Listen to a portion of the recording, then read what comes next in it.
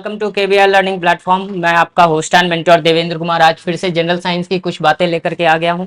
जैसा कि last class में हमने आप लोग को बताया था, लास्ट क्लास हम लोग ग्राफ के बारे में पढ़े थे।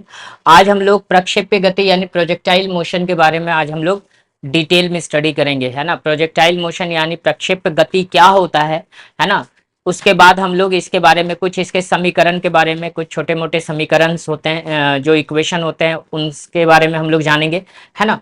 बारी बारी से सारी चीजों का अध्ययन आज हम लोग करेंगे। ठीक है, तो सबसे पहले ये जो है हमारा प्रक्षेप्य गति यानी प्रोजेक्टाइल मोशन क्या होता है। प्रोजेक्टाइल मोशन उस चीज को हम लोग देखते हैं। तो देखिए, प्रोजेक्टाइल मोशन को सबसे पहले हम लोग लिखते हैं। पहले पहले हम लोग क्या करते हैं, पहले डेफिनेशंस को देख लेते हैं, डेफिनेशन किसे कहते हैं, है ना। और उसके बाद फिर हम आगे की बात करेंगे। ठीक, तो जब हम लिखा जाता है, जब किसी वस्तु को किसी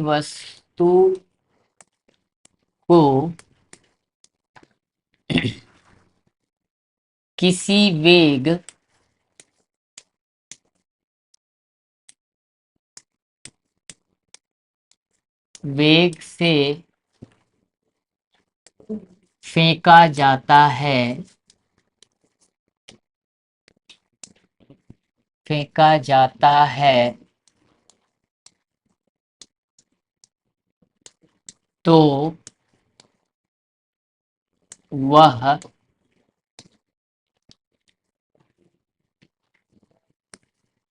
गुरुत्व के अधीन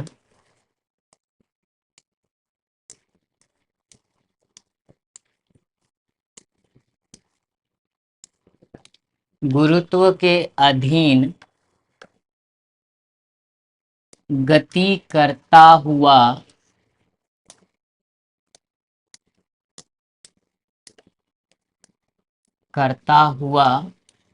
क्या होता है, गति करता हुआ सतह पर गिरता है। ठीक है, तो देखिए क्या है कि जब भी कोई वस्तु को, है ना, किसी भी वस्तु को अगर आप क्या करते हैं, आप फेंकते हैं किसी गति से, जब हम वो गति करते हैं यानी किसी वेग से फेंका जाता है ना, तो वह क्या होता है, गुरुत्व के अधीन गति करता हुआ सतह पर गिरता है। तो हम लोग उसको क्या कहते हैं, प्रोजेक्टाइल मोशन कहते हैं, यानी प्रक्षेप्य गति। प्रक्षेप का मतलब क्या, प्रक्षेपण करना, है ना, फेंकना। ठीक है, प्रक्षेप गति का मतलब ही होता है उसको फेंकना। जब हम लोग फेंकेंगे तो वो क्या होगा, कुछ दूरी तय करेगा और उसके बाद एक कर्व यानी वक्र पथ जो है वो क्या करेगा, कवर यानी वक्र पथ को फॉलो करता हुआ वो जमीन पर आ गिरेगा। जैसे कि अगर हम मान लो, सपोज करते हैं कि हमारे पास ये एक, मान लो कि कोई एक ऐसा हमने बनाया, एक्स वाई प्लेन हमने बनाया कोई, ये वाई है और ये क्या है, ये कोई एक्स है। तो मान लो कि यहाँ से कोई आदमी जो है, कोई मान लो राकेश नाम का कोई लड़का है जो कि एक पत्थर को फेंकता है। ठीक है, तो जब फेंकेगा तो वो क्या होगा, कुछ ऐसे जाएगा फिर इस तरीके से हो जाएगा, यानी इस तरीके से जमीन पे वो गिरेगा। यानी कि कुछ दूर तो, अब जैसे हम इस पेन को है तो इस पेन को हम इस तरीके से फेंकेंगे तो क्या होगा, कुछ दूर तो सीधा जाएगा, फिर वापस ग्रेविटी यानी गुरुत्व के अधीन वो क्या होगा, नीचे की तरफ आ गिरेगा। ठीक है, तो इसी को हम लोग क्या कहते हैं, प्रक्षेप्य गति कहते हैं यहां पर। ठीक है, अगर इसका इंग्लिश लिखना चाहें तो लिख सकते हैं, when when does any body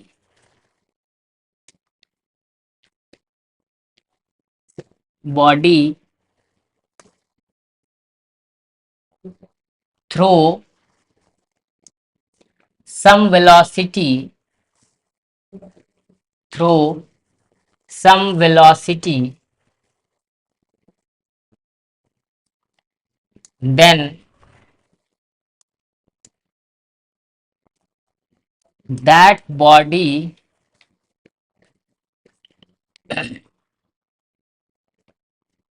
that body will fall under gravity, under gravity, and comes to the ground,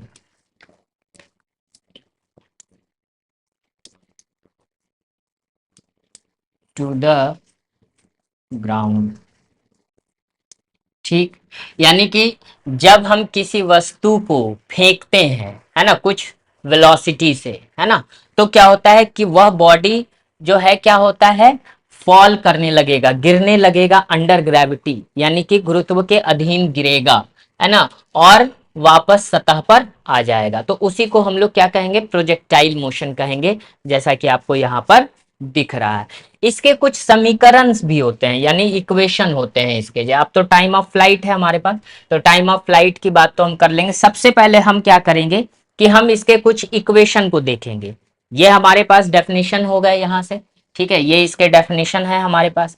अब प्रोजेक्टाइल मोशन के कुछ समीकरण की बात करेंगे, ठीक है। तो प्रोजेक्टाइल मोशन का जो समीकरण होता है, यानी प्रक्षेप गति का समीकरण, है ना, तो यहाँ पे लिख सकते हैं प्रक्षेप्य गति के समीकरण। जब प्रक्षेप्य गति के समीकरण की बात हमारे पास आती है, तो प्रक्षेप्य गति का जो हमारा सबसे पहला समीकरण होता है वो क्या होता है, वो होता है x equal to u t, है ना। क्या होगा, x equal to u t, ये पहला समीकरण है। ये सारे समीकरण आपको याद रखने होंगे, ठीक है, ये समीकरण आपको याद रखने होंगे, ठीक है। इसको कहते हैं हम लोग प्रक्षेप्य गति का पहला समीकरण। x जो होता है वो दूरी होती है, जितनी दूरी तय करेगा, है ना। u जो है आपका वेग है, और टाइम t जो है वो आपका टाइम है, ठीक है। यानी कि ये x डायरेक्शन में जाएगा, यहाँ पे जीरो है, ये x डायरेक्शन में जाएगा।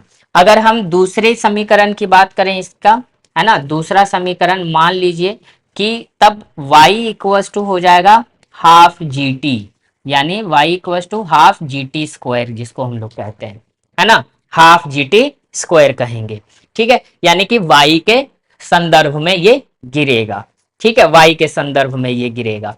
अब यहां पर जो है ये प्रक्षेप गति का है। अब वक्र का समीकरण होता है, थर्ड नंबर जो आपके पास रहेगा, है ना, हम इसको थर्ड नंबर में जब लिखेंगे तो इसको लिखेंगे वक्र, वक्र का समीकरण, है ना, वक्र का समीकरण, ठीक है। तो जब वक्र का समीकरण जब हमारे पास आएगा तो वक्र का समीकरण क्या होगा, ठीक है, यानी वक्र तो बनाएगा ना, जब देख रहे हैं ये जब गिरेगा तो क्या होगा, वक्र तो बनेगा यहाँ पर, है ना। तो वक्र का जो समीकरण हमारे पास रहेगा वो y इज इक्वल टू आपके पास, यानी कि चूंकि कहने का मतलब हमारे पास क्या है, वो गिरने वाला है ना। ये क्या होगा, यहां से देख रहे हैं वक्र बना रहा है, वक्र पथ कवर कर रहा है, ये है ना, पूरा ये इस तरीके से आपको कवर अप कर रहा है। तो इसको हम लोग लिखेंगे क्या, g by two you square into में x, ये वक्र का समीकरण है।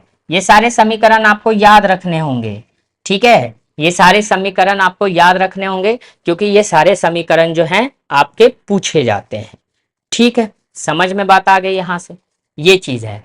अब हम इसको थोड़ा सा, इस ग्राफ को हम थोड़ा मिटा देते हैं, क्योंकि हमें और भी जरूरत पड़ेगी समीकरण की,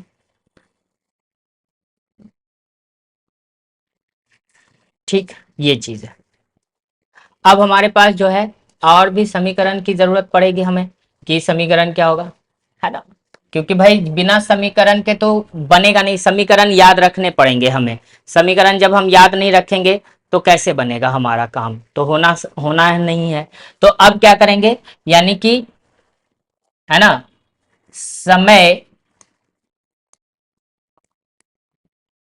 समय t के बाद वस्तु का वेग, वस्तु का वेग, ठीक, समय t के बाद वस्तु का वेग चाहिए। तो v इज इक्वल टू हम लोग क्या पढ़ेंगे, जब समय t के बाद, यानी जब समय t हमारे पास रहता है तब उसका वेग हम लोग क्या पढ़ सकते हैं, उसका क्या होगा। तो v इज इक्वल टू हमारे पास रूट अंडर कितना लिखेंगे, यू स्क्वायर प्लस में जी स्क्वायर और टी स्क्वायर, ये लिखेंगे, यानी कि वेग का समीकरण समय t के बाद। समझ में बात आ रही है ये सारी चीजें। तो हमारे पास जो है ये इस तरीके से हम जो है किसका पढ़ते हैं, हम लोग पढ़ते हैं प्रोजेक्टाइल मोशन के ये कुछ समीकरण हैं। और भी इसके समीकरण हमारे पास होते हैं, है ना, हम और भी समीकरण की बात करेंगे इसमें, ऐसा नहीं है। चलिए अब यहाँ पे हमारे पास आता है टाइम ऑफ फ्लाइट, यानी उड्डयन काल। उड्डयन काल कहने का मतलब क्या है कि उड़ने वाला काल, यानी कि जब उड़ेगा, ठीक है, उड़ने वाला काल हमें कहा जाता है। तो जो टाइम हो, जब फेंकते हैं किसी भी चीज को, जब हम लोग फेंकते हैं तो फेंकने के बाद क्या होता है, वो कुछ क्या कुछ समय लेता है, पहले नीचे से ऊपर जाएगा, फिर ऊपर से वो नीचे आएगा, तो कुछ ना कुछ वो क्या लेगा, टाइम लेगा, कुछ ना कुछ वो समय लेगा, है कि नहीं बात यहाँ पे। जब वो कुछ ना कुछ जब समय लेता है हमारे पास, तो हम लोग कितना करते हैं, हम लोग तब हम इसको लिखते हैं 2t = √2h/g। ठीक, ये टाइम ऑफ फ्लाइट होता है हमारे पास। ठीक है, ये सिर्फ समीकरण की ही बात है, टाइम ऑफ फ्लाइट का मतलब हमारे पास यहाँ पे ये समीकरण ही आता है। ठीक है, समझ में बात आ गई यहाँ पे, और कुछ नहीं। और भी जैसे टाइम ऑफ फ्लाइट में और भी चीज लेंगे, जब हम लोग कर्व्ड पाथ, ये तो सीधा सीधी जाएगा, ऊपर और नीचे आ जाएगा, है ना, हम इसको लाते हैं, ऊपर जाएगा सीधा नीचे आ जाएगा, तो ये आपका √2h/g हो जाना चाहिए, ये तो हो जाएगा। और भी टाइम ऑफ फ्लाइट का हमारे पास इक्वेशंस होते हैं हमारे लिए। अगर हम रेंज की बात करें, है ना, रेंज आगे पढ़ेंगे हम लोग, रेंज की बात है। देखिए, मैक्सिमम हाइट ऑफ प्रोजेक्टाइल, यानी प्रक्षेप की अधिकतम ऊंचाई, है ना। अब यहां से अधिकतम ऊंचाई को गेन करना है ना, प्रक्षेप की अधिकतम ऊंचाई कैसे गेन होगी, ठीक है। अधिकतम ऊंचाई हो गई, फिर उसके बाद आपके पास परास आ जाएगा, रेंज आ जाएगा, ठीक है। तो अब देखिए यहां से हमने यहाँ पे कुछ पढ़ा था एच, है ना, यानी कि हाइट के बारे में। तो मैक्सिमम ऊंचाई कितनी रहेगी प्रक्षेपण की, ठीक है। तो देखिए हम पढ़ते हैं क्या, H = क्या पढ़ते हैं, ut प्लस हाफ, जब फेंकेंगे तो, है ना, यानी कि ऊपर जाएगा फिर नीचे आएगा, तो ½ GT², नीचे आने, अभी सिर्फ नीचे आने वाला है, तो मैक्सिमम हाइट तो हमारे पास यही रह जाएगा, यानी कि फेंकेंगे तो उतना ही रहेगा, है ना। ये चीजें होंगी हमारे पास। इस चीज को जब मान लो नीचे से ऊपर फेंके, तो नीचे से ऊपर फेंकेंगे तो क्या हो जाएगा हमारा, हम लोग क्या देखते हैं, जब हम लोग देखो, सबसे पहली बात की कुछ चीजें हम बता देते हैं कि जब यहाँ पे कुछ इंपॉर्टेंट स्टार मार्क दे करके हम लिख देते हैं, फिर हम मिटा देंगे। जब वस्तु को नीचे से ऊपर फेंका जाए, नीचे से ऊपर, है ना, फेंका जाए, तो जब नीचे से ऊपर फेंका जाएगा, तब वहां पर हमारा जो है u, इनिशियल वेलोसिटी, ठीक है, यानी कि वो क्या होगा, हमारे पास जो होगा u कंसीडर किया जाएगा, और v जो होगा वो 0 हो जाएगा, v जो हो जाएगा वो क्या हो जाएगा, 0 हो जाएगा। तो इसलिए यहाँ पे ये चीज आया जाएगा, यानी लेकिन यहाँ पे यही चीज एक है कि हम जो है यहाँ पे माइनस का साइन लगाएंगे, यहाँ पे किस चीज का साइन लगाएंगे, यहाँ पे हम लोग माइनस का साइन लगाएंगे, क्योंकि अगेंस्ट ग्रेविटी फेंक रहे हैं, है ना। जब हम लोग क्या करते हैं, जब ऊपर की तरफ जाता है, हाँ, जब ऊपर से नीचे जब आएगा, ठीक है, तो जब ऊपर से नीचे आएगा, तो हाइट जब भी हाइट जब भी लेंगे तो ये 0 बन जाएगा, तो ये ½ GT² बन जाएगा, यानी कि मैक्सिमम हाइट हमारे पास यही रहेगा, है ना। जब वस्तु को हम क्या करेंगे, ऊपर से नीचे फेंकेंगे तब, ठीक है, ये चीज हो जाता है हमारा।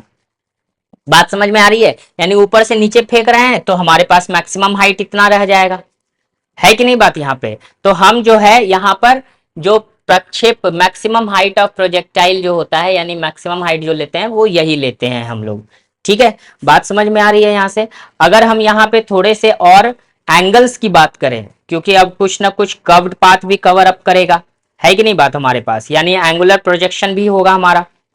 तो अब वहां से अगर हम लोग बात करें कि क्या हो सकता है, मैक्सिमम हाइट हम लोग क्या ले सकते हैं, यानी कि अब देखो, अब थोड़ा सा अब देखिएगा आप लोग, क्या होगा कि थोड़ा थोड़ा जो है कुछ इसमें हम ट्रिगोनोमेट्री के भी कुछ लेंगे। बस जानना कुछ नहीं है, न्यूमेरिकल्स वगैरह नहीं जानना है, बस उसका समीकरण जानना है कि समीकरण हमारा क्या होता है। एक तो ये हमने बता दिया, ठीक है, सीधा ऊपर गया नीचे आया, ये मैक्सिमम हाइट हमारा जो होता है वो कवर अप कर लेता है। एक चीज और हम यहाँ पे बताएंगे, टाइम ऑफ फ्लाइट में जोड़ेंगे। टाइम ऑफ फ्लाइट में सिर्फ यही एक एक तो ये समीकरण हो ही गया। दूसरा समीकरण और भी होता है ट्रिगोनोमेट्री के केस में, यानी त्रिकोणमिति के केस में भी हमारे पास टाइम ऑफ फ्लाइट होते हैं यहाँ पर, है ना। और वो हमारे पास टाइम ऑफ फ्लाइट कितना हो जाएगा, 2u sin थीटा बाई जी, ये होता है टाइम ऑफ फ्लाइट। ये भी होता है, इसको भी आप लोग ध्यान से रखिएगा। आप लोग देखिएगा लूसेंट वगैरह जब पढ़ते होंगे, जो भी बिहार के बच्चे होंगे जो तैयारी करने के लिए, लूसेंट उनके लिए काफी अच्छी बुक होती है, वो मानते हैं इस तरह से। तो आपके पास ये टाइम ऑफ फ्लाइट उसमें दिया हुआ है कि टाइम ऑफ फ्लाइट जो आपका है वो आपका ये रहेगा, समझ गए। अब इधर अगर आते हैं मैक्सिमम हाइट की बात अगर करें, तो एक तो ये हमने आपको बता दिया कि भाई जब नीचे से ऊपर जाएगा तब तो मैक्सिमम हाइट ये हो गया, ऊपर से जब नीचे आएगा तो मैक्सिमम हाइट ये हो गया, है ना। लेकिन अगर मान लो कि इसी को हम लोग क्या करते हैं, इसी को हम लोग जो है आ, इसी त्रिकोणमिति के क्रम में लिखें, तो जब त्रिकोणमिति के क्रम में लिखेंगे तो क्या लिखेंगे यहाँ पे, तो देखिए तब मैक्सिमम हाइट क्या बनेगा, तब maximum height is equal to कितना बना, 2u² sin² theta by 2g, ये आपका बन जाएगा मैक्सिमम हाइट। ये हो गया, ये पहला नंबर, ये दूसरा नंबर, और ये तीसरा नंबर, ठीक है। ये मैक्सिमम हाइट आपका हो गया। ये आपका जो है एक सेकंड, यहाँ टू नहीं होगा,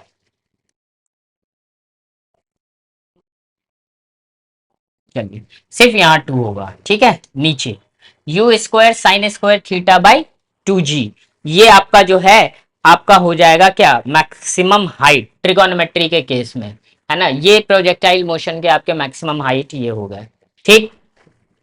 चलिए अब आते हैं पराश पर, यानी कि रेंज पर। पराश रेंज कितना लेगा, तो रेंज जो होगा हम उसको उसको जो है दोनों ही केसेस में हम लोग देखेंगे, है ना। हम लोग दोनों ही केसेस में देखेंगे पराश को यानी रेंज को। तो चलिए देखते हैं। तो सबसे पहले क्या होगा कि पराश का जो पहला फॉर्मूला हमारा बनेगा, ठीक है, हम लोग क्या करेंगे भाई, हम लोग पराश के लिए जो है मैक्सिमम रेंज के लिए जो है वो बाहर की तरफ, यानी कि रेंज यानी कहने का मतलब क्या है, एक्स डायरेक्शन में जाएगा, है ना। यानी कि कहने का मतलब है कि देखिए इधर से अगर हम बात करें ये, ठीक है, तो पराश क्या हो गया, ये ओ है, ये हमारा एक्स है, ये हमारा वाई है, ठीक है।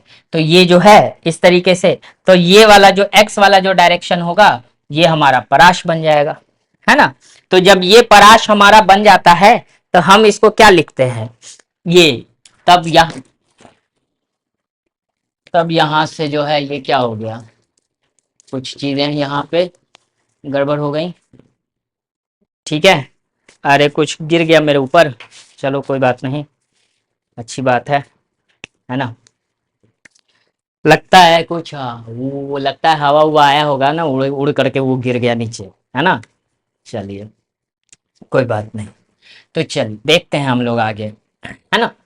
तो देखिए जब x की तरफ जाएगा हमारे साथ यहाँ पे इस तरीके से जब जाएगा, तो x इज इक्वल टू सीधा हम लोग लगाएंगे एक ut, ठीक है, ये आपका रेंज बनेगा, ठीक। दूसरा जो होगा, हम इसमें पराश में जब ट्रिगोनोमेट्री का त्रिकोणमिति का घुसाएंगे, है ना, जब त्रिकोणमिति का घुसाएंगे तो जो रेंज बनेगा r इज इक्वल टू, ठीक है। ध्यान रखिएगा त्रिकोणमिति सारे इंपॉर्टेंट फॉर्मूलाज हैं, सिर्फ फॉर्मूला पे ही क्वेश्चंस बनते हैं, है ना, सिर्फ फॉर्मूला पे ही क्वेश्चन बनते हैं। तो क्या बनेगा, u² sin 2 theta by 2g, ये आपका रेंज हो गया, मैक्सिमम रेंज, इसको मैक्सिमम रेंज कहते हैं, अधिकतम पराश, अधिकतम पराश, ये अधिकतम पराश। समझ गए बात को? अधिकतम पराश का मतलब यानी कि यहाँ से ऐसे जा रहा है, ठीक है, ये चीज है ना, ये सारी चीजें होती हैं हमारे पास। बात समझ में आ रही है? तो यहाँ पे हमारे पास क्या होगा, अधिकतम पराश की बात, यानी कि जब कितना कवर अप कर रहा है इस इधर, है ना, ये सारी चीजें।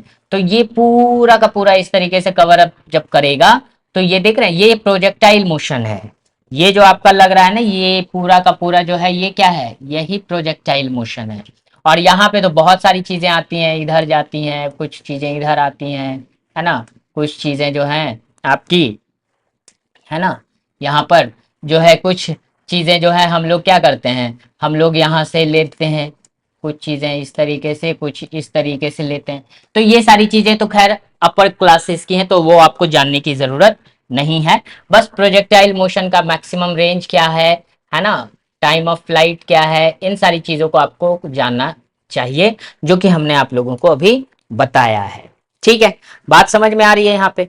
ये चीजें हैं आपके लिए। हॉरिजॉन्टल रेंज भी जब हम लोग बात करते हैं, तो हॉरिजॉन्टल रेंज भी हमारे पास यही चीजें बन करके सामने आती हैं।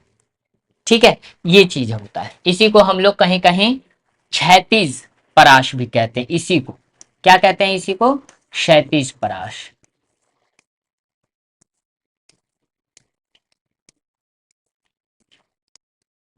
यानी कि हॉरिजॉन्टल रेंज।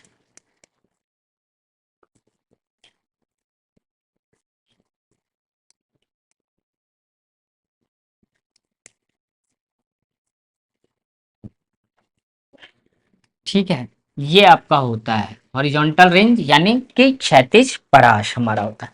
तो ये चीज आपका हो गया। चलिए अब आगे। अब है Newton's laws of motion. Projectile motion के बाद जो है, अब आते हैं न्यूटन के गति के नियम पे, कि न्यूटन का गति का नियम क्या है। ठीक है, ये सारी चीजें भी हैं हम लोगों को पढ़नी इसी चीज में, है ना।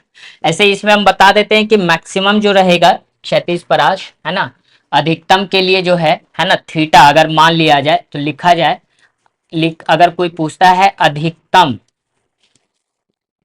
कुछ बुलेट पॉइंट यानी स्टार मार्क आपको हम बता देते हैं, है ना। अधिकतम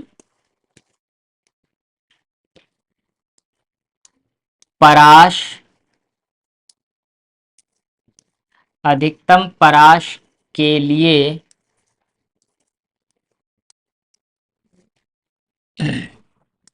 थीटा 45 डिग्री होना चाहिए,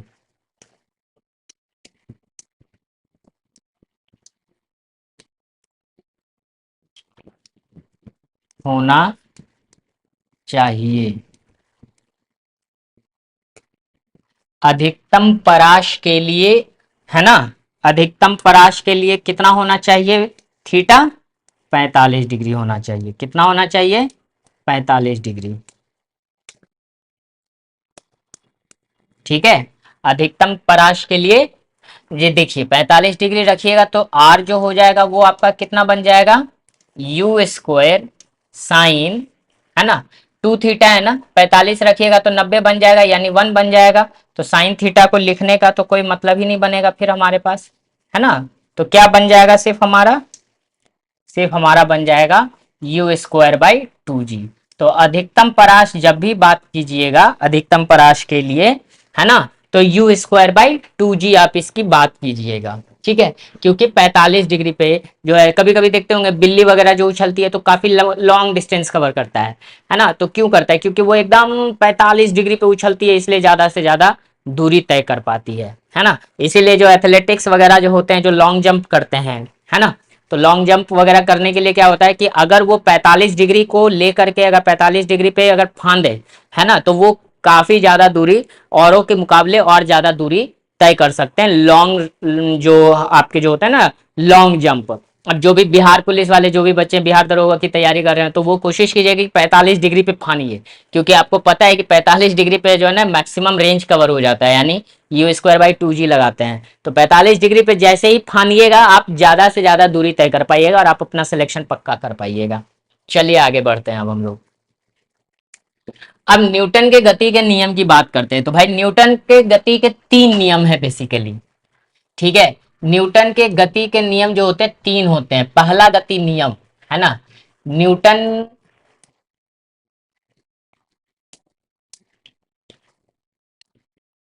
है ना, न्यूटन के गति के तीन नियम है। ठीक है, कितने नियम हैं? तीन नियम है। न्यूटन के गति के तीन नियम है। ठीक है, तो ये पहला हम क्यों लिख दिए? ठीक है, न्यूटन के गति के तीन नियम है भाई। ठीक है, ये चीज है। अब आगे देख लेते हैं कि आगे और भी कुछ दिया है क्या इसको लेकर के। अच्छा, फर्स्ट लॉ दे रखा है यहाँ पे। भाई देखो, न्यूटन के गति के तीन नियम की बात यहाँ पे की जाती है। तो न्यूटन का जो गति का नियम, न्यूटन ने देखा कि हम, यानी कि जो पूरा ब्रह्मांड जो है वो जो गति कर रहा है ना, तो वो कुछ ना कुछ नियमों का पालन करता हुआ करता है ना। यानी कि जो वस्तु गति करती है वो ब्रह्मांड के नियमों का पालन करते हुए क्या करती है? गति करती है। इसीलिए न्यूटन ने चूंकि इन सारे गति के नियमों का पालन यानी प्रतिपादित किया, इस वजह से इसका नाम पड़ गया न्यूटन के गति के नियम। तो न्यूटन के गति के तीन नियम होते हैं हमारे। ठीक है, न्यूटन के गति के क्या होते हैं? तीन नियम होते हैं, जिसमें पहला तो आता है जड़त्व का नियम। ठीक है, वही चीज है। उससे पहले हम लोग सारी बातों अगर कर लें, तो इससे पहले हम थोड़ा सा बात कर लेंगे, किस चीज की बात कर लेंगे भाई? तो इससे पहले हम थोड़ा जड़त्व की बात कर लेते हैं कि जड़त्व क्या होता है, फिर हम आगे की भी बात करेंगे। ठीक है, जड़त्व। ठीक है, तो जड़त्व क्या होता है? तो लिखना है किसी वस्तु का वह गुण जो जो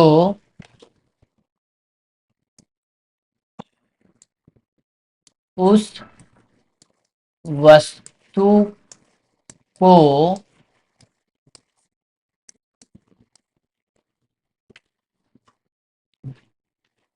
वस्तु को अपनी स्थिति अपनी स्थिति बदलने से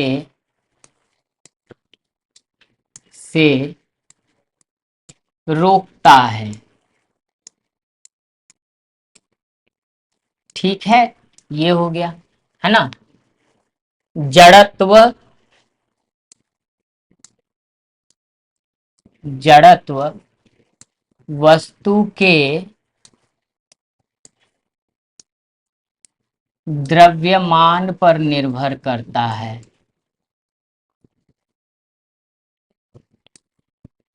जड़त्व वस्तु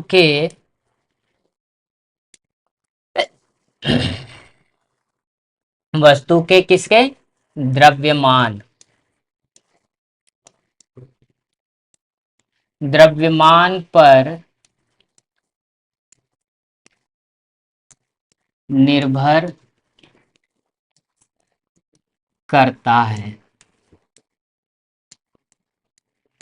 ठीक है, ये चीज हो गया। यानी कि जो है, न्यूटन के गति के नियम को पढ़ने से पहले हम लोग जड़त्व को पढ़ लेते हैं ना।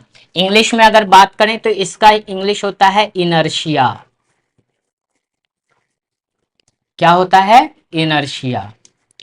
ठीक है, तो इनर्शिया क्या है ना। तो लिखना है inertia is that property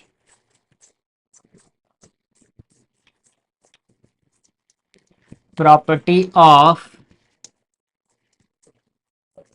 any substance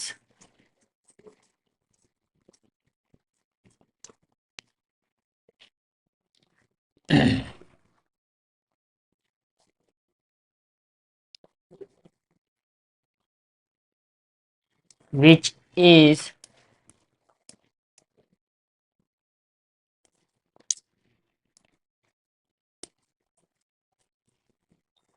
which opposes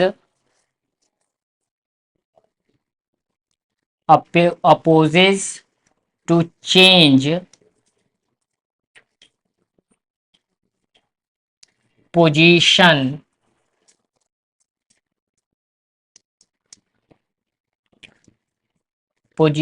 of any substance.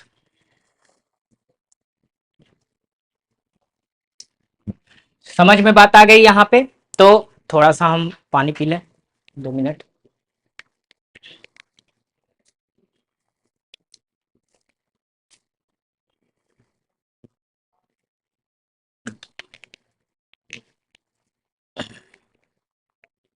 चलिए, तो यहां से हमारे पास क्या होता है, इनर्शिया जो है वो ये हो गया, है ना। ये इसको लिखेंगे, इट इज डिपेंड ऑन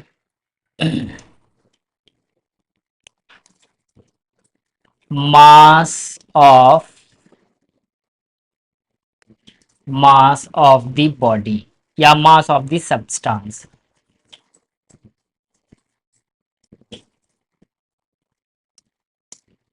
ठीक है, यानी कि इनर्शिया जो है वो एक प्रॉपर्टी है किसी भी सब्सटेंस, किसी भी वस्तु की, है ना, जो उसके पोजीशन को चेंज करने से रोकता है। और ये डिपेंड निर्भर करता है किस चीज पर? यह निर्भर करता है आपके बॉडी यानी सब्सटेंस के मास यानी कि द्रव्यमान पर।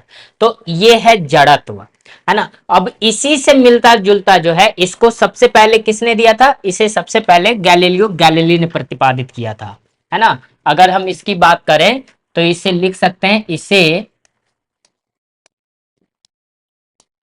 गैलीलियो,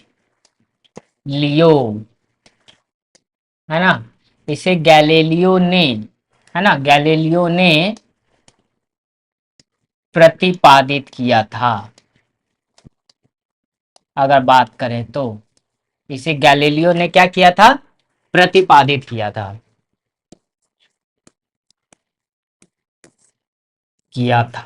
ठीक है, तो यहाँ पे हम इसको लिख सकते हैं यहां से। बात समझ में आ रही है आप लोगों को, है ना। यानी कि हम लोग इसे कह सकते हैं कि भाई जो आपका जड़त्व है ना, मतलब किसने दिया? तो भाई गैलीलियो ने। तो इसे लिख सकते हैं, it is proposed by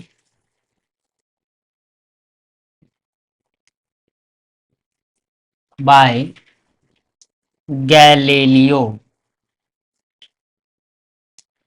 Galileo Galilei. ठीक है, गैलीलियो गैलीली ने इसे प्रतिपादित किया था। ठीक है, समझ में बात आ गई? तो इस तरीके से जो है आप इसको लिख सकते हैं। समझ में बात आ गई? कोई दिक्कत?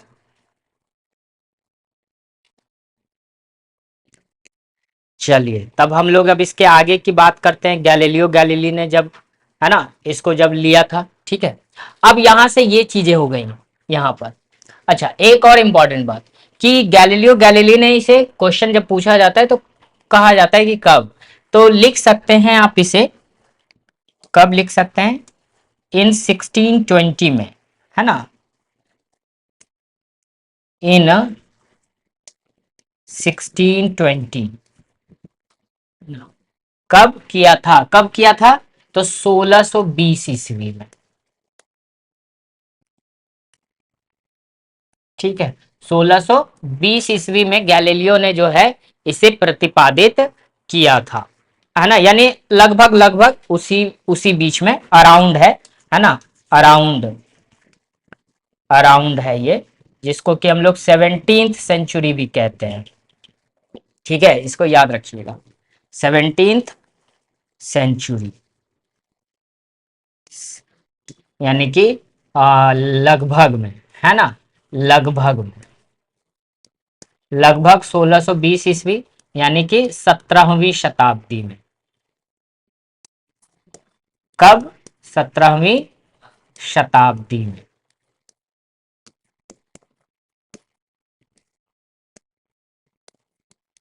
ये सारी चीजें हमने आपको यहाँ पे लिखा है। बात समझ में आ रही है यहाँ पे? ये चीजें हैं।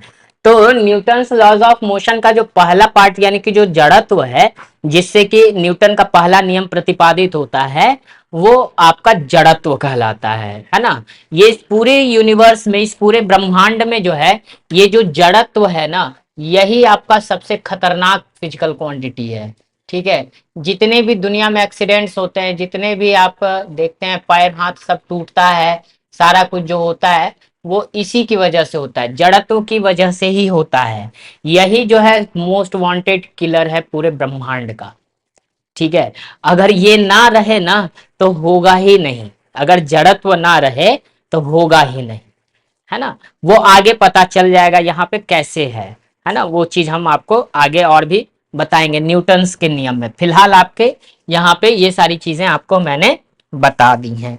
बात समझ में आ गई यहाँ पे?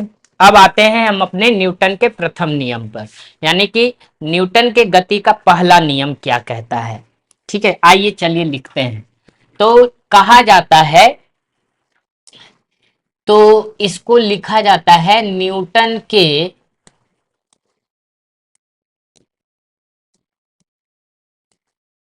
प्रथम गति नियमानुसार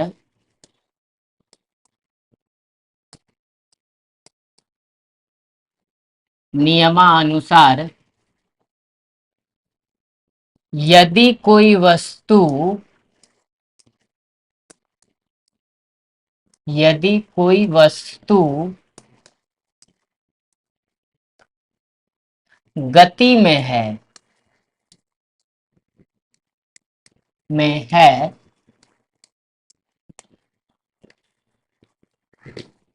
तो वह गति में ही, गति में ही रहता है। रहना चाहेगा, लिख दीजिएगा, रहना चाहेगा। और यदि, और यदि वह विराम में है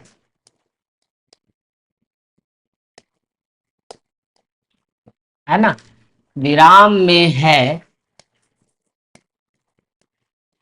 तो वह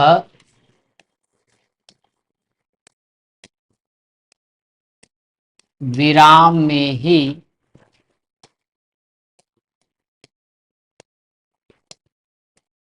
रहना चाहेगा।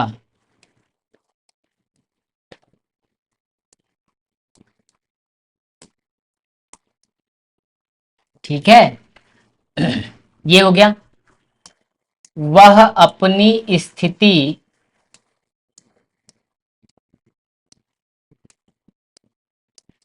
वह अपनी स्थिति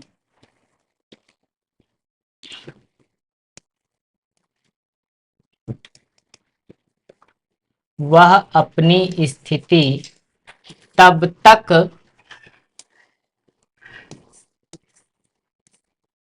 नहीं बदलेगा,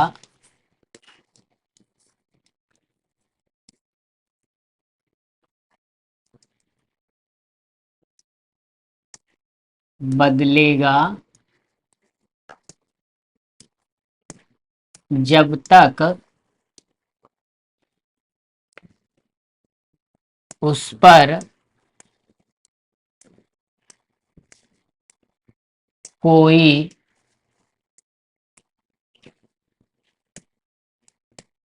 बाह्य असंतुलित बल, बाह्य असंतुलित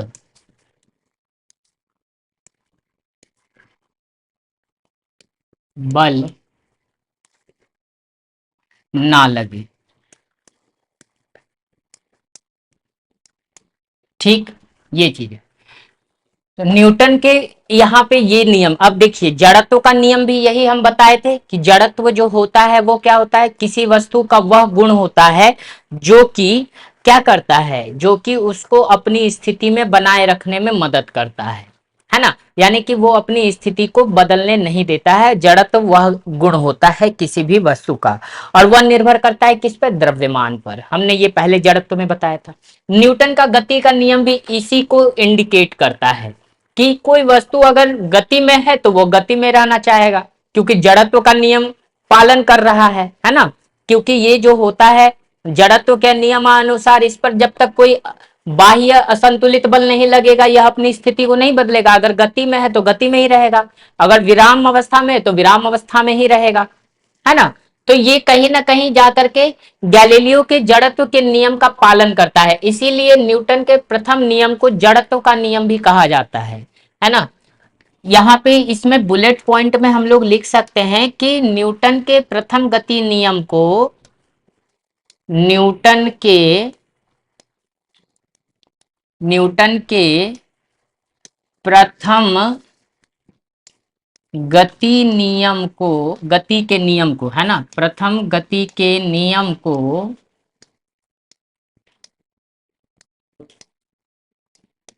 को जड़त्व का नियम भी कहा जाता है।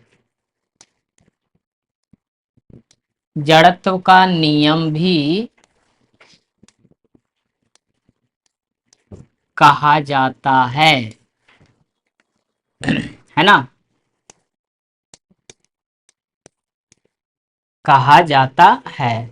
आप देखते होंगे कि कभी ऐसा होता है, कभी आपने देखा होगा ऐसा भी, कि क्या होता है कि आप मान लो चल रहे हो, बस में बैठे हो, अब बस चलने वाली है, ठीक है, बस में बैठे आप कहीं जाने के लिए, आपको कहीं जाना है, और आप क्या किए, अब आप बस में बैठे, बस स्टार्ट हुई तो आप लोग देखते हैं कि इस तरीके से हो जाते हैं, है ना। बस के चेयर पे आप देखते होगे पीछे बैक साइड में बैक सपोर्ट दिया हुआ रहता है, जानते हो क्यों?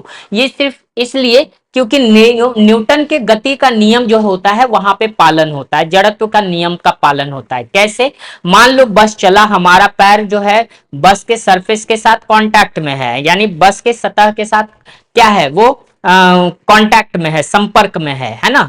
तो जैसे ही बस चलता है तो बस के साथ साथ हमारा पैर भी चलने लगता है, बट जड़त्व के नियम के अनुसार हमारा जो ऊपर वाला, कमर से ऊपर वाला जो पोर्शन होता है, वो जड़त्व के नियम के अनुसार यानी उसको फॉलो करते हुए वो विरामावस्था में ही रह जाता है। तो अब मान लो विराम, आप दोनों पैर आपका कोई खींच ले आगे की तरफ, तो आप गिरोगे कि नहीं गिरोगे? तो वही चीज यहाँ पे होता है, दोनों पैर हमारा एक साथ गति करने लगता है और ये वाला चीज हम पीछे झुक जाते हैं, यानी कि ऐसे चल रहे हैं तो ऐसे हो जाते हैं, ठीक है, कभी ऐसा भी होता है।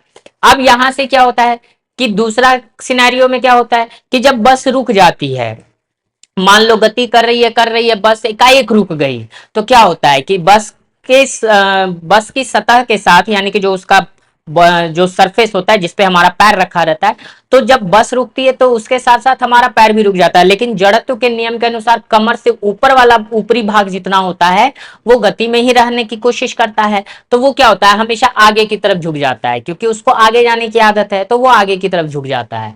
तो यहाँ पे भी क्या होता है, जड़त्व के नियम का पालन होता है। कभी आप देखे होंगे कि ट्रेन में या कुछ चलती चीज में आप इस तरीके से क्या कर रहे हो, आप बॉल को उछालो, देखोगे कि बॉल आपके हाथ में ही आकर के गिरेगा। पता है क्यों?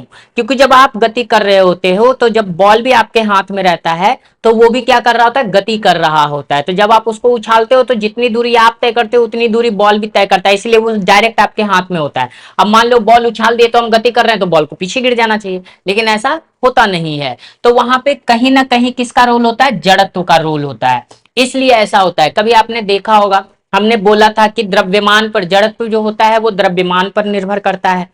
कभी आपने देखा होगा कि एक जो है, एक बड़ा सा ट्रक है और एक छोटी मोटरसाइकिल है। अब बड़े से ट्रक से छोटे मोटरसाइकिल टकरा जाता है तो क्या हो जाता है, ट्रक तो वहीं रुक जाता है, मोटरसाइकिल कने फेंका जाता है पता भी नहीं चलता है, जबकि गति तो दोनों कर रहा होता है ना। लेकिन क्या होता है कि चूंकि जड़त्व के नियम के अनुसार जो होता है, टक्कर के बाद रुक जाना चाहिए दोनों को, लेकिन दोनों नहीं रुक पाता है। क्यों नहीं रुक पाता है? क्योंकि ट्रक का जो मास है, यानी कि जो द्रव्यमान है, वो ज्यादा है, तो वो जब ज्यादा रहेगा तो वो इनर्शिया भी ज्यादा लगाएगा, और जब इनर्शिया ज्यादा लगाएगा तो क्या होगा, मोटरसाइकिल किधर और फेंका जाएगा, है ना। या फिर कभी आप देखते होगे कि एकाएक ब्रेक ले लो, आप मान लो काफी स्पीड में जा रहे हो एकाएक ब्रेक लगा दिए, पीछे वाला आदमी उठ करके सीधे आगे चला जाता है, ऐसा होता है कभी कभी कार्टून वगैरह में देखे होगे कभी, ऐसा कोई कॉमेडी मूवी वगैरह देखते हैं तो क्या होता है कि मार दिए ब्रेक, पीछे वाला आदमी उड़ करके आगे फेंका जाता है, ऐसा हमारे साथ होता है। तो वो किसके साथ होता है, वो सच में ऐसा होता है। भले उसको जो है वो रोप के सहारे या कोई भी फिल्माने के लिए कुछ रोप का सहारा ले, रस्सी का सहारा ले, ताकि आदमी को चोट ना लगे, क्योंकि एक्टर होता है ना भाई, उसका थोपड़ा बिगड़ जाएगा तो फिर उसको लेगा कौन, है ना, काफी दिन लग जाएगा फिर वापस से रिकवर होने में उसे। तो इसीलिए, लेकिन वो रियलिटी में ऐसा होता है कि अगर वैसा अगर करे ना तो सच में आदमी बाहर फेंका जाए, ऊपर फेंका जाए, नहीं होता है, ट्रक में जा रहे हैं धड़ाम से ऐसे हो गए। तो ये इस तरीके, तो वो किसके कारण होता है, जड़त्व के कारण होता है। इसीलिए हमने बोला था कि यूनिवर्स का मोस्ट वांटेड विलन यही है, क्योंकि यही सारा काम करता है, यही सब कुछ बिगाड़ देता है सबका, है ना, जड़त्व। तो न्यूटन का जो प्रथम गति नियम होता है वो जड़त्व के नियम का पालन करता है, जो गैलीलियो गैलीली के द्वारा सन 1620 में ही दे दिया गया था, है ना, लगभग लगभग 17th सेंचुरी की बात है उस समय की, है ना, उसी समय। और उसके बाद उसके 100 साल के बाद, यानी कि 18th सेंचुरी के आसपास जो है, 1890 के आसपास जो है, न्यूटन ने जो है अपना गति के नियम को प्रतिपादित किया, जिसमें कि पहला नियम उन्होंने गैलीलियो से ही चुरा लिया था, है ना, उसी को फेरबदल करके उन्होंने इस तरीके से बता दिया। चलिए, अब हम आगे बढ़ते हैं। सेकेंड लॉ, द्वितीय नियम। द्वितीय नियम जो होता है, वो जो होता है ना, वो आपका जो बताता है, वो किस चीज को बताता है, वो बताता है आपको संवेग को बताता है, वो बताता है आपके त्वरण को बताता है, उन सारी चीजों को बताता है। तो हम यहाँ पे कह सकते हैं कि लिखेंगे इसको, न्यूटन के, है ना, इसका डेफिनेशन जब लिखेंगे तो लिखेंगे न्यूटन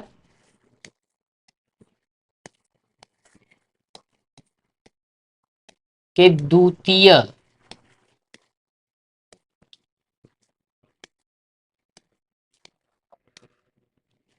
नियमानुसार,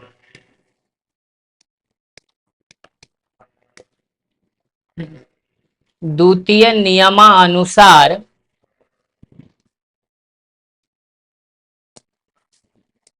किसी वस्तु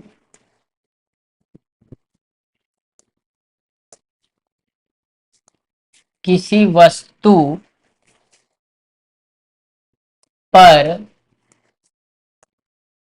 लगाए गए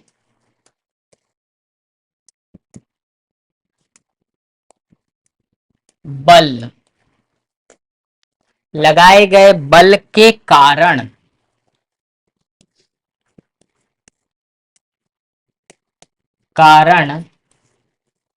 उत्पन्न त्वरण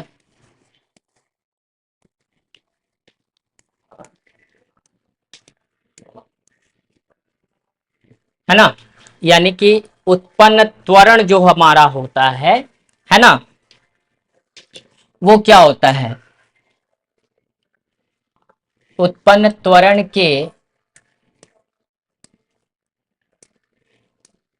सीधा समानुपाती होता है।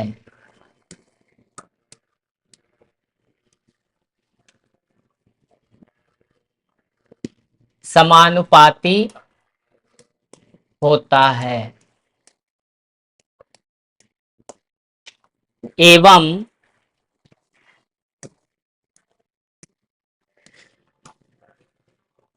एवं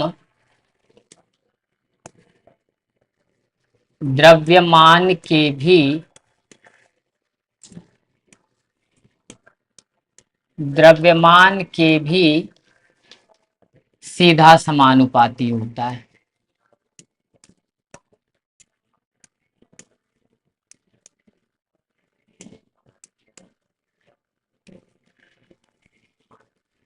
ठीक है, ये चीज आप लिख सकते हैं।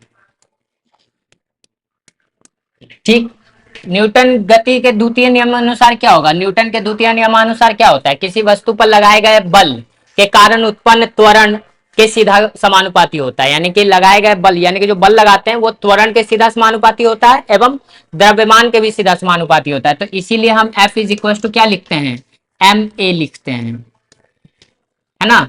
एम ए यानी मास इंटू द्रव्यमान, है ना, इंटू एसिलरेशन लिखते हैं यहाँ पर, है ना। तो ये लिख सकते हैं। इसका एक और भी तरीका होता है लिखने का, है ना, और करके लिख सकते हैं या करके। तो ये भी लिख सकते हैं, क्या लिख सकते हैं, यानी कि संवेग में आए परिवर्तन की दर को, है ना। यानी कि जो जब किसी वस्तु पर आप जब बल लगाते हैं तो बल लगाने के कारण उस वस्तु में उत्पन्न संवेग परिवर्तन की दर, है ना। तो संवेग परिवर्तन की जो दर होता संवेग परिवर्तन का जो दर होता है उस वस्तु पर लगाए गए बल के सीधा समानुपाती होता है। तो एक तरीका ये भी है लिखने का। ये भी अब ज्यादातर यही पॉपुलर होते हैं, ये तो बहुत कम पॉपुलर है, लेकिन चूंकि संवेग चूंकि अभी तक हम लोगों ने पढ़ा नहीं है, तो चूंकि संवेग जब हम लोगों ने नहीं पढ़ा है इसीलिए हमने ये चीजें, यानी कि जो हमारे पास दिया गया है, यानी कि जो बल दिया गया है, ये जो बल है ये त्वरण और द्रव्यमान दोनों के ही सीधा समानुपाती होता है। यहाँ पर बात समझ में आ रही है यहाँ पे। तो दूसरा भी तरीका ये लिख सकते हैं, वो मैं आपको लिख देता हूं। संवेग परिवर्तन,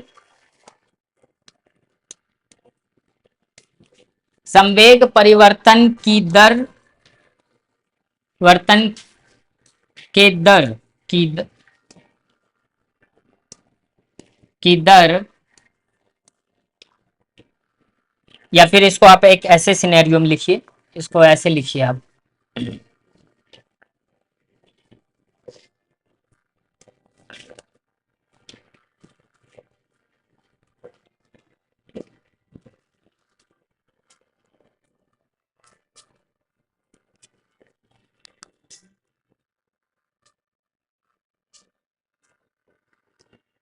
चलिए इसको हम एक तरीके से और लिख सकते हैं। क्या लिख सकते हैं, तो लिखने का एक तरीका हम ये भी करेंगे, क्या, किसी वस्तु पर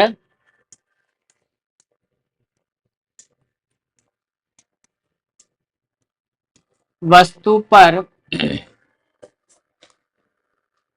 लगाए गए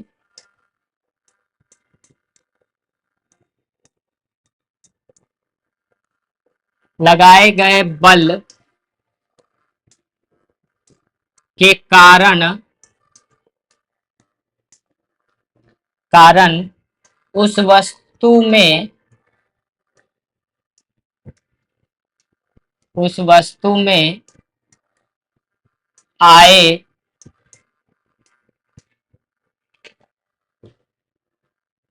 उस वस्तु में आए संवेग परिवर्तन की दर, संवेग परिवर्तन की दर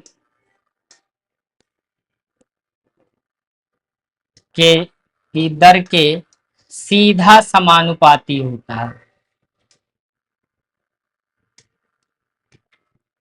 सीधा समानुपाती होता है।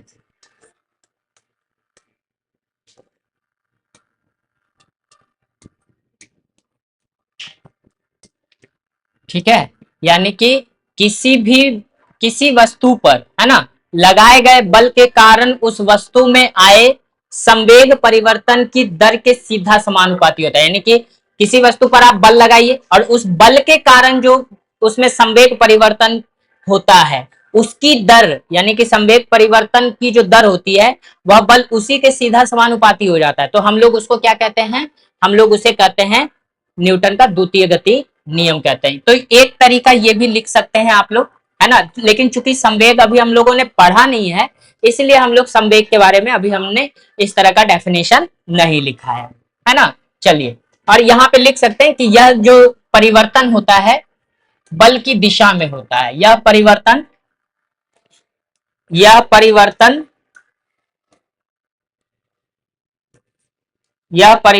बल की दिशा में होता है, बल की दिशा में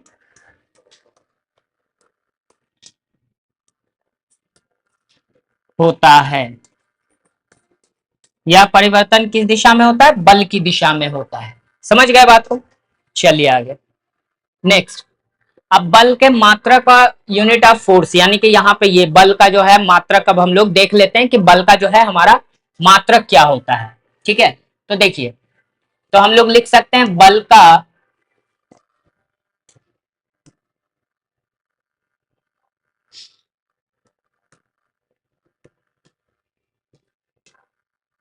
का एसआई मात्रक, मात्रक न्यूटन होता है। यानी हिंदी में लिखें, न्यूटन होता है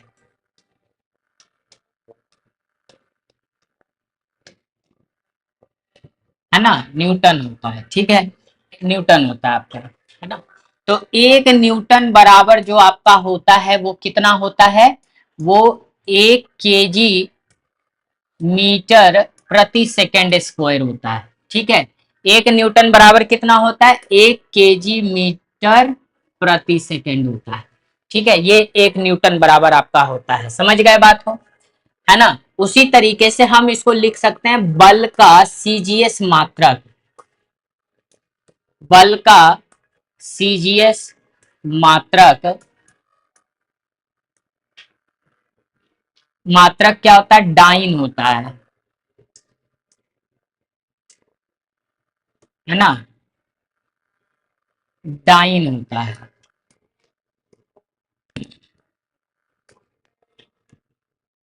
डाइन होता है ना, क्या होता है? डाइन होता है। तो एक डाइन बराबर आपका होता है, क्या होता है? 1 ग्राम सेंटीमीटर प्रति सेकंड स्क्वायर, यानी कि ये आपका होता है एक डाइन बराबर। ठीक है, अगर हम न्यूटन और, ये तो पहला हो गया, ये दूसरा हो गया आपका। ठीक है, अब यहां से क्या करते हैं, जो 1 न्यूटन है ना, 1 न्यूटन बराबर जो आपका होता है वो 10 का पावर 5 डाइन होता है। 1 न्यूटन बराबर कितना होता है? 10 का पावर 5 डाइन होता है। इसको ध्यान में रखिएगा। ठीक है, समझ गए। और इसकी वीमा भी हम लोग लिख लेते हैं 3rd नंबर पे, है ना। इसकी वीमा, ऐसे तो हम लिखा चुके हैं फर्स्ट चैप्टर में ही, लेकिन फिर भी इसकी वीमा जो होती है वो क्या होती है?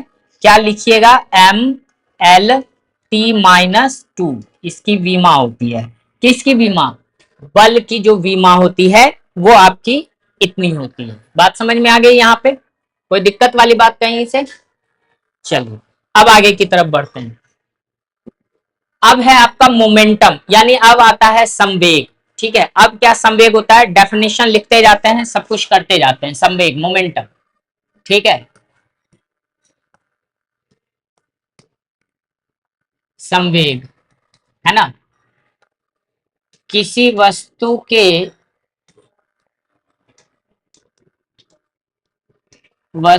के द्रव्यमान एवं वेग के गुणनफल को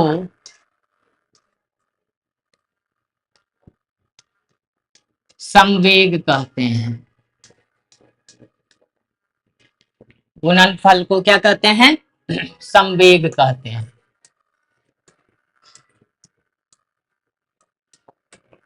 ठीक है, किसी वस्तु के द्रव्यमान एवं वेग के गुणनफल को क्या कहेंगे? संवेग कहेंगे। तो यहाँ संवेग को P से निरूपित किया जाता है, तो P इक्वल टू क्या हो जाएगा? mv। ठीक है। अब यहां से हमारे पास क्या है कि ये चीजें हो गई। अब इसका एसआई मात्रक देख लेते हैं। एसआई मात्रक, है ना, एसआई मात्रक क्या हो जाएगा इसका? केजी मीटर पर सेकेंड, है ना। एसआई मात्रक क्या हो जाएगा? केजी मीटर पर सेकेंड। सीजीएस मात्रक अगर लिखना चाहें तो अगर सीजीएस मात्रक लिखेंगे तो कितना लिखेंगे, ग्राम सेंटीमीटर पर सेकेंड। ठीक है, ये इसका सीजीएस मात्रक। अब इसकी वीमा लिखेंगे तो इसकी वीमा, तो अगर इसकी वीमा अगर लिखना चाहेंगे तो क्या लिखेंगे, ML T-1, ये इसकी वीमा हो जाएगी। तो ये आपका हो गया क्या, संवेग हो गया। ठीक है, समझ में बात आ रही है। और संवेग में हमारे पास है भी क्या, तो संवेग जो होता है वो जब किसी वस्तु पर आप बल लगाते हो तो क्या होता है, उसमें वेलोसिटी उत्पन्न होती है, यानी वेग उत्पन्न होता है। जब वेग उत्पन्न होता है तो वो जो वेग रहता है वो उसके द्रव्यमान के अकॉर्डिंग, यानी जितना ज्यादा द्रव्यमान रहेगा उतना वेलोसिटी देने के लिए उस पर उतना ज्यादा हमको बल भी लगाना पड़ेगा, है ना। तो संवेग जो होता है वो एक तरह से क्या होता है, एक एफर्ट होता है कि कितना हम एफर्ट, कितना लगाया जा रहा है, कितना बल लगाया जा रहा है, तो वो बल से। इसीलिए न्यूटन के द्वितीय गति नियम में आपने देखा होगा कि हमने लिखा था कि संवेग परिवर्तन की जो दर होती है वो बल के सीधा समानुपाती होती है, इसलिए मैंने लिखा था, है ना, ये सारी चीजें। और आप लोग देखते भी होंगे संवेग में न्यूटन का द्वितीय गति नियम का अगर एग्जाम्पल अगर देखा जाए तो आप देख सकते हैं बहुत सारी जगहों पर, जैसे कि जो कराटेस्ट वगैरह होता है वो बर्फ की बड़ी बड़ी सिल्लियों को तोड़ देता है। तो बड़ी बड़ी सिल्लियों को तोड़ने का क्या मतलब बनता है यहाँ पे, वो कैसे तोड़ देता है, वो इस तरीके से तोड़ता है कि बहुत ही कम समय अंतराल में वो अपने हाथ के संवेग में इतना जल्दी परिवर्तन लाता है, इतना त्वरित परिवर्तन लाता है कि वो जो होता है टूट जाता है। इसीलिए न्यूटन का द्वितीय गति नियम कहीं कहीं जब आप पढ़िएगा, है ना, आगे जब बताया जाता है तो न्यूटन के जो ये नियम होता है ना, तो हम इसमें F इज इक्वल टू क्या लिखते हैं, dp/dt लिखते हैं, है ना। ये वाला जो डेफिनेशन मोमेंटम के अकॉर्डिंग जो होता है वो हम लोग लिखते हैं F इक्वल टू dp/dt। ये न्यूटन के द्वितीय गति नियम का जो है ना, F इक्वल टू dp/dt, ये भी लिखा जाता है। ये मोमेंटम चेंज होने का जो दर होता है उसको ये दर्शाता है। समझ गए बात को, ये चीज है। तो ये तो हमारा मोमेंटम हो गया, समझ में बात आ गई। चलिए अब आगे करते हैं आवेग यानी कि इम्पल्स, है ना। अब इम्पल्स क्या होता है, तो इम्पल्स यानी आवेग के बारे में लिखते हैं यहां पर।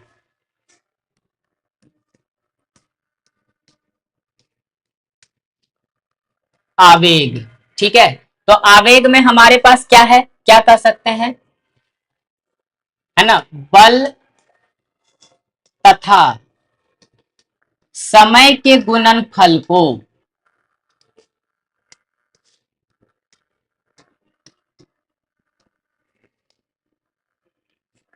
फल को आवेग कहा जाता है।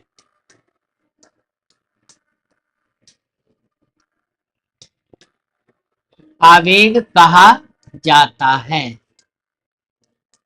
ठीक है। यानी कि बल तथा समय के गुणनफल, यानी कि हमारे पास जो है आवेग को हम लोग जे से रिप्रेजेंट करते हैं, तो ये होता है बल गुना टाइम, ठीक है। इसको हम लोग आवेग कहते हैं। तो आवेग जो होता है वो क्या होता है, बल गुना समय होता है। बात समझ में आ गई सबको, कोई दिक्कत वाली बात यहाँ पे, है ना। आवेग को हम लोग ये भी लिख सकते हैं क्या, संवेग में आए कुल परिवर्तन की जो दर होती है, यानी कुल परिवर्तन, है ना। आवेग जो होता है संवेग में आए कुल परिवर्तन को भी कहा जा सकता है, तो ये भी लिख सकते हैं, या संवेग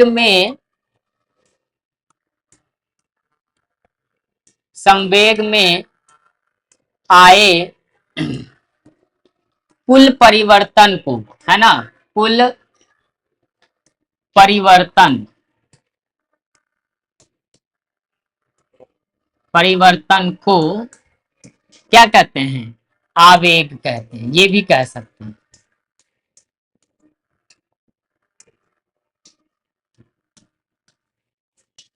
ठीक है, ये भी आपका हो सकता है।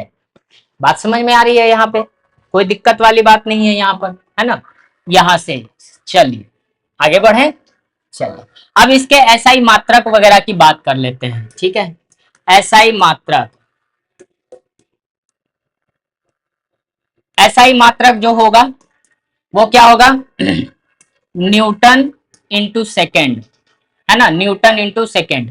और एक न्यूटन इंटू सेकेंड कितना हो जाएगा बता दीजिए हमको। तो केजी मीटर पर सेकेंड, मीटर सेकेंड पर सेकेंड, है ना, क्योंकि इंटू में है तो केजी मीटर पर सेकेंड आएगा, वो सेकेंड ऊपर में है तो कट जाएगा, तो केजी मीटर सिर्फ इसका रह जाएगा। क्या रह जाएगा? केजी मीटर, है ना। सीजीएस अगर बात करें, सीजीएस मात्रक की अगर बात करें, तो सीजीएस मात्रक हो जाएगा डाइन सेकेंड, डाइन सेकेंड, ठीक है। तो क्या लिख सकते हैं? Gram centimetre. बात समझ में आ रही है सबको? तो इस तरीके से जो है हम लोग क्या करते हैं, इस तरीके से जो है हम लोग आवेग यानी इम्पल्स, तो आज हम लोगों ने क्या किया, इम्पल्स तक हमने सारी चीजों को हमने पढ़ा, ठीक है। और आवेग के बाद जो आगे की जो चीजें होंगी, इसके लिए आप लोग को थोड़ा सा करना पड़ेगा इंतजार, ताकि हम लोग मिल सके नेक्स्ट क्लास में, ठीक है। तो आज हम लोग आवेग तक किया, और इसके बाद आवेग के बाद की बातों को हम लोग नेक्स्ट टॉपिक के लिए छोड़ देते हैं, नेक्स्ट क्लास के लिए छोड़ देते हैं। जब नेक्स्ट क्लास में आएंगे तो हम लोग इसे पूरा करेंगे। Thank you so much.